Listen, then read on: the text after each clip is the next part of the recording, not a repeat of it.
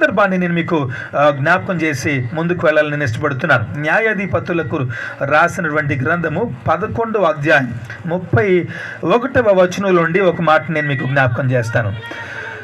నేను అమ్మోనీయుల యుద్ధ నుండి క్షేమముగా తిరిగి వచ్చినప్పుడు నన్ను ఎదుర్కొనుటకు నా ఇంటి ద్వారము నుండి బయలుదేరి వచ్చినదేదో అది యెహోవాకు ప్రతిష్ఠితమగును, మరియు దహన బలిగా దానిని అర్పించేదను. దేవునికి మహిమ కలుగును గాక.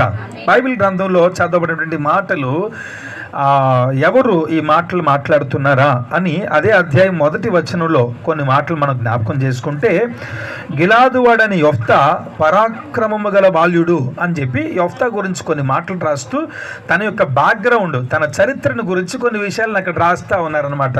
వాక్యాన్ని జ్ఞాపకం చేసుకున్నప్పుడు అతడు వేశ్య కుమారుడు.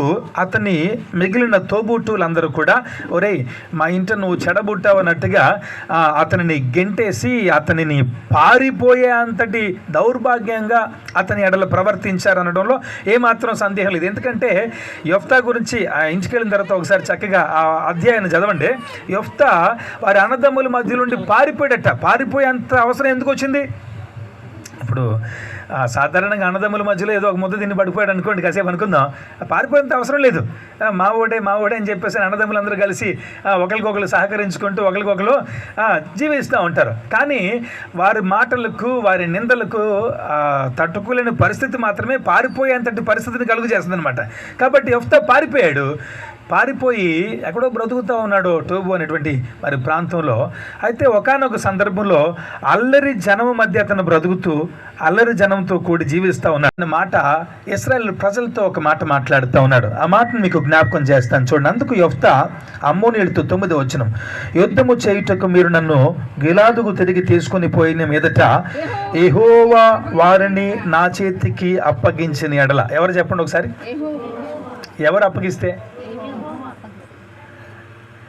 వాళ్ళందరూ ఎవరు బలం చూసి వచ్చారు? యెహోవా బలం చూస్తే వీళ్ళందరూ యొఫ్తా దగ్గరికి వెళ్ళి ఉంటే ఎవరు కాదు నాకు తెలిసి. కాబట్టి వాళ్ళందరూ మోకరించి యెహోవాకు ప్రార్థన చేసేవారు. అవునా కదండి?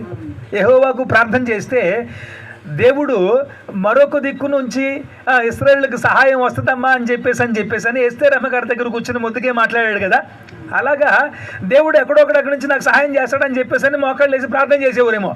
కాకపోతే వీరు యొఫ్తా దగ్గరికి పరిగెత్తుకెళ్ళారు, కానీ నాకు తెలిసి దేవుని వైపు పరిగెత్తలే. ఒక మాటలో క్లుప్తంగా మనం మాట్లాడుకోవాలంటే యొఫ్తా బలాన్ని చూశారు, యొఫ్తా దగ్గరికి వెళ్ళి బ్రతిలాడారు, యొఫ్తా దగ్గరికి వెళ్ళి ఒడంబడికి కుదుర్చుకుంటున్నారు, కానీ దేవుని దగ్గర కాదు ఇక్కడ.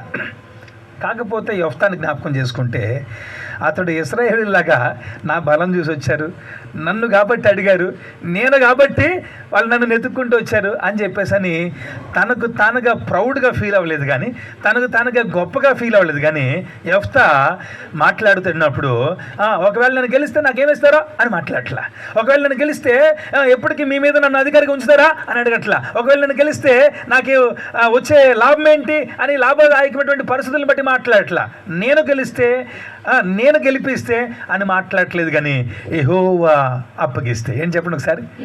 యొఫ్తా మిస్పాలో యెహోవా సన్నిధిని తన సంగతి అంతయు ఏదైతే జరిగిన సంగతి అంతా ఉందో దేవుని సన్నిధిని అతను మోకరించి దేవుని సన్నిధిని సంగతి అంతా కూడా జాగ్రత్తగా వివరిస్తూ ఉన్నాడనమాట.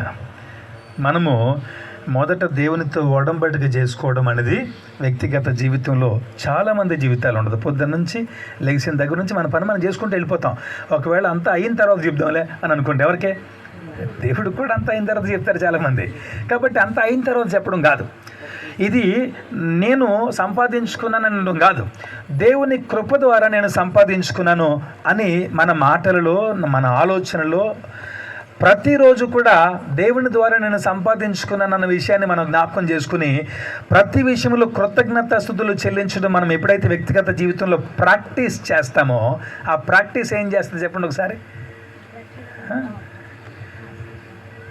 ప్రాక్టీస్ ఏం చేస్తుందంటే మన మార్గాన్ని సిద్ధపరుస్తుంది అన్నమాట. మన మార్గాన్ని సిద్ధపరుస్తుంది. క్రైస్తవ వ్యక్తిగత జీవితంలో ఇదంతా ప్రాక్టీసే. ఇప్పుడు కోర్టులో జడ్జి గారు ఉంటారు, లాయర్ గారు ఉంటారు. లాయర్ గారు చేసే ఉద్యోగం అనరో, ఆయన ప్రాక్టీస్ చేస్తున్నాడు అంటారు. ఏం చేస్తారు చెప్పండి సరే? ప్రాక్టీస్ అంటే ప్రతిరోజు ఈ విషయాలని ప్రాక్టీస్ చేస్తూ ఉంటాడనమాట. చట్టంలో ఉన్నటువంటి విషయాలను తీసుకొచ్చి దాన్ని ప్రాక్టీస్ చేసి దాని ద్వారా ఒక కొత్త విషయాన్ని తీసుకొస్తూ ఉంటారు. ఈరోజు వ్యక్తిగత మన జీవితంలో కూడా ప్రతిరోజు క్రీస్తులో ప్రాక్టీస్ చేస్తూ ఉండాలి. మన విశ్వాసంలో ప్రాక్టీస్ చేస్తూ ఉండాలి. ఎంత ఎక్కువ ప్రాక్టీస్ చేస్తే అంత విశ్వాసాలు మనము బలపడుతూ ఉంటాం. ఈరోజు యెఫ్తా దేవుని సన్నిధిలో నిలువబడి దేవుని సన్నిధిలో జరిగిన సంగతి అంతటిని కూడా వివరిస్తూ మాత్రమే కాకుండా ఇంకొంచెం ముందుకు వెళ్ళి 31వ వచనంలో జ్ఞాపకం చేసుకున్నప్పుడు, నా ప్రియమిత్రులారా, ఇదంతా జరిగిన తర్వాత